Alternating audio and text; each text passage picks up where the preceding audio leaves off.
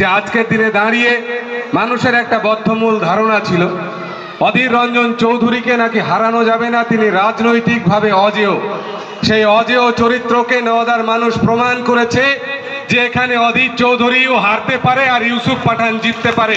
তাই আপনাদের প্রতি রইল অকুণ্ঠ ভালোবাসা, সাথে নতমস্তক কৃতজ্ঞতা। আগামী দিনে আবার যেখানে যেখানে প্রয়োজন হবে, যাকে যাকে হারানোর দরকার হবে, নওদা ব্লক তৃণমূল কংগ্রেস তাদেরকেও হারিয়ে প্রমাণ দেবে নওদার মাটি রবিউল সাহেবের কথায় তৃণমূল কংগ্রেসের ঘাঁটি, আবু তাহের খান সাহেবের মাটি, এটা তৃণমূল কংগ্রেসের মাটি।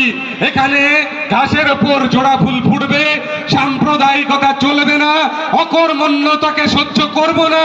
কাজ হবে, কাজ নিয়ে এগোবো, উন্নয়ন হবে, জনগণ শেষ কথা বলবে। তাই যাদের চৈতন্য হয়েছে, যাদের আজকের দিনে